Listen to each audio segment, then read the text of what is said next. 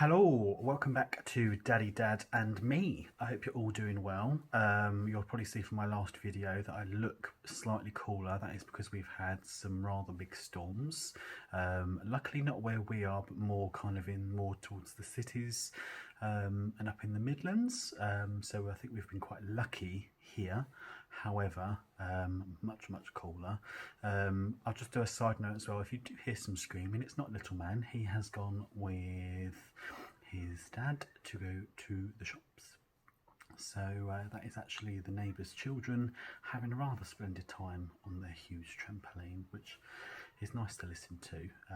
But just whilst I've got some me time, I wanted to do another video because I don't know when I'm going to get some more time to myself, as all parents know. So I'm just taking this opportunity and this time to record another video which will be popped up in a week or so.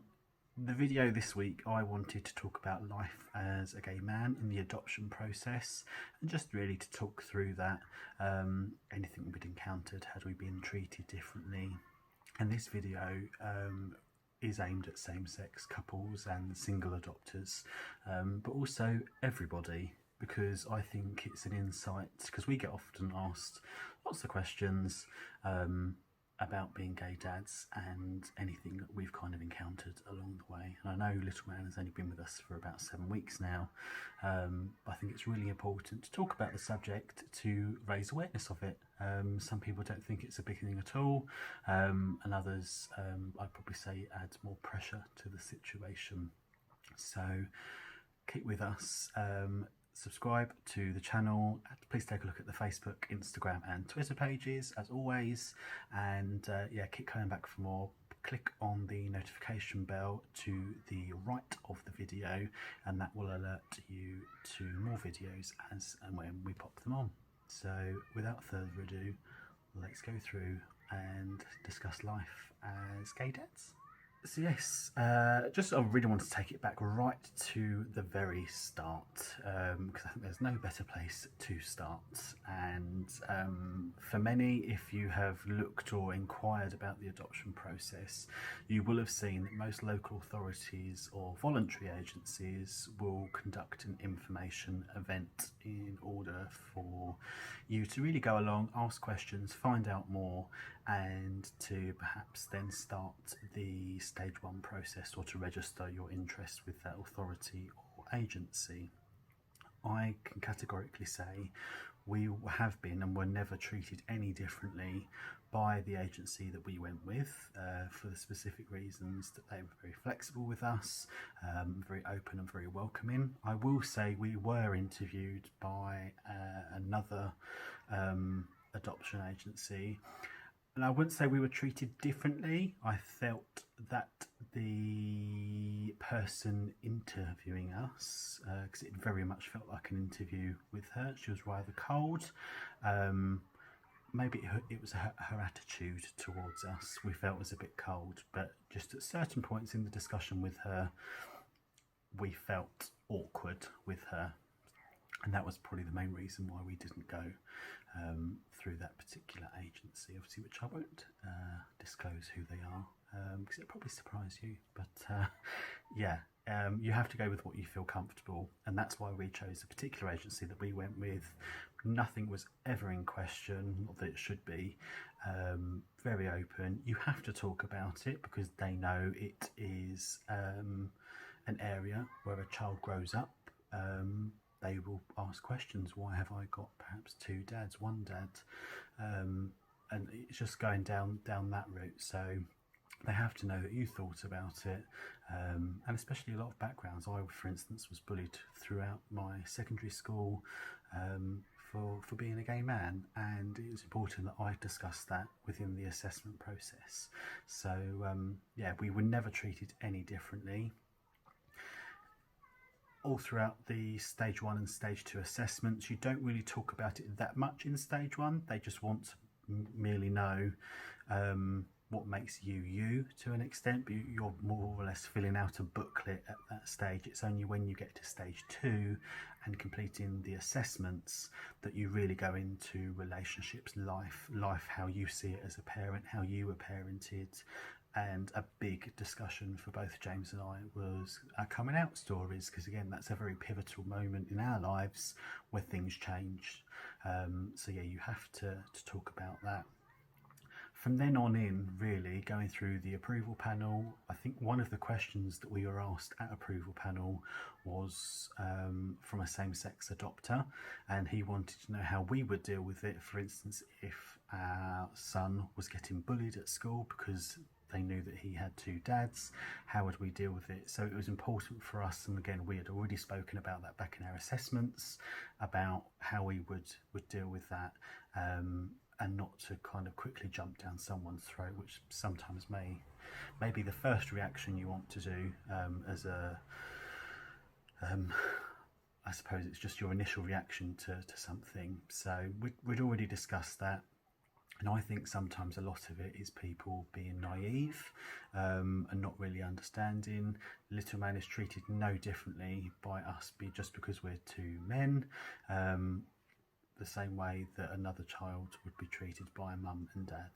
It just so happens that we are a same-sex couple. So yeah, approval panel, nothing at all.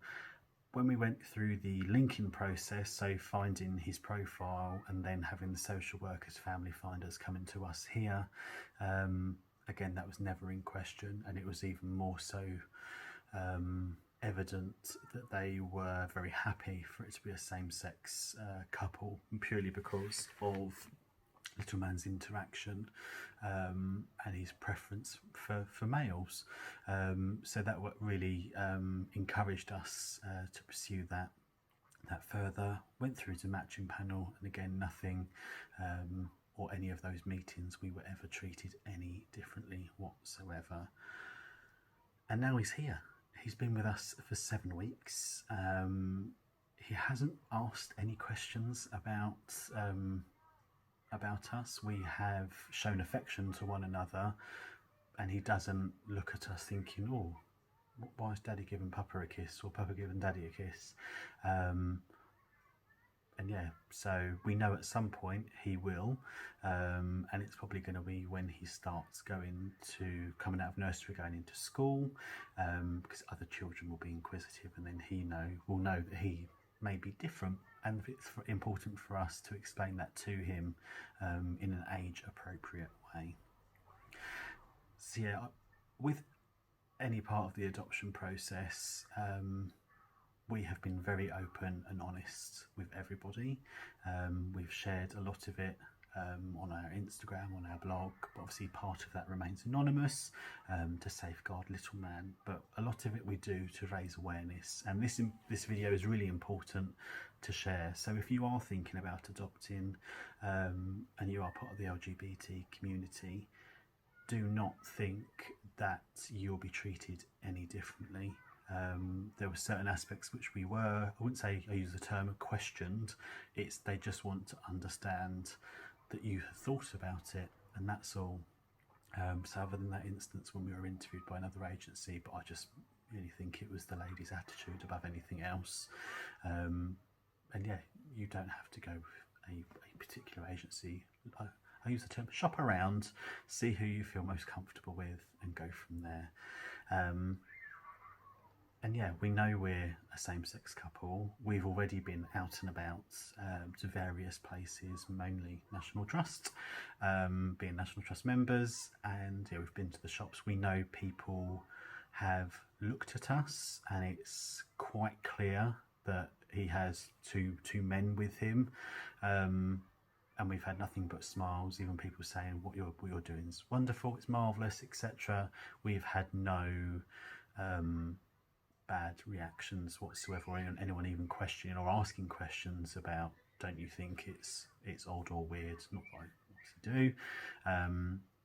And everyone in our local area has been and continues to be so supportive of us, because obviously they all know what's going on, and that has been super. I would say that we were nervous beforehand. I certainly was, and I think that's an entirely normal reaction to have before little man arrived. But yeah, we've never been treated any differently. If you do have concerns, talk 2 social workers go along to the information events, you'd be surprised about how many same-sex adopters there are out there, and also what the resources are as well. What I also wanted to do is just show you 2 books for little ones that we have purchased for little man and that he absolutely loves. The first being Daddy, Papa and Me, and it's a very simple story for a little one, just about how he has a daddy and papa and all the things they do, and that they're no different to having mummy, daddy, or just their daddy, or just the mum. It's just daddy and papa are parents to them. And this second one, love this one. It's a real story about 2 male penguins in the Central Park Zoo in New York City. It's called And Tango Makes 3. The 2 penguins, Roy and Silo, effectively adopt a penguin egg, and obviously that egg hatches, and they then look after it, care for it, and it's a beautiful story, very well written, and yeah, just lovely. And we even bought him a toy penguin, teddy penguin, for the introductions and named it Tango. So he has a real connection to this book, and yeah, it's lovely, and he pulls it out. I'll probably say about 3-4 times a week for us to read, or sometimes we catch him reading it on his own. So yeah, 2 really good books, and there are loads out there for same-sex families. And what I've definitely want to look at as well is books written by same-sex fathers, because I found a lot of the books out there tend to be written by mums. Nothing wrong with that, but for us, in order to relate to certain aspects, I'd love to know. So if you've got any recommendations for same-sex, I suppose like family books written by fathers, pop them in the comments below, and I'd love to hear more. So yes, we haven't encountered any discrimination whatsoever, and I would really like to see, and it's very encouraging to see same-sex adopters coming through. If you go look on our Instagram, Daddy, Dad and Me, we've connected with so many same-sex adopters on there, and yeah, it's just lovely to see everyone going through their journeys. If you have any questions, please do get in touch, and we'll be more than happy to answer them. That's exactly what we did, because we were initially concerned about going through the process, what would be asked of us, etc. And it is, I wouldn't say intrusive, but it's a very detailed process. People are often shocked at how long and the information that's asked of you, but it's all relevant in order to get where we are today. So yes, hope you enjoyed the video. Would love to hear other people's comments, feelings, and how they found things. I'm sure there will become a time or a day where we will encounter, I'm going to say idiots, views on same-sex parenting, but until that day comes, we're very happy going along as we are. And yeah, we're no different to any other family whatsoever. We just happen to love our son just the same that any other family loves their siblings, their children. So yeah, see you soon. Please do subscribe, give a little thumbs up. It's always appreciated, and it means that other people then start seeing the videos too. And that's what we just want to do: spread awareness of adoption, and specifically same-sex adoption, because 1 in 7 people in the UK going through the adoption process is a same-sex couple. So we'd love to see more, because there still are so many. There's thousands of children waiting for their forever home. So take care, and we'll see you very, very soon with a little update on how life's going, what we've been up to. And by that point, a little man should start nursery. So that will be another topic for discussion at that point. So have fun, and see you very, very soon. Bye.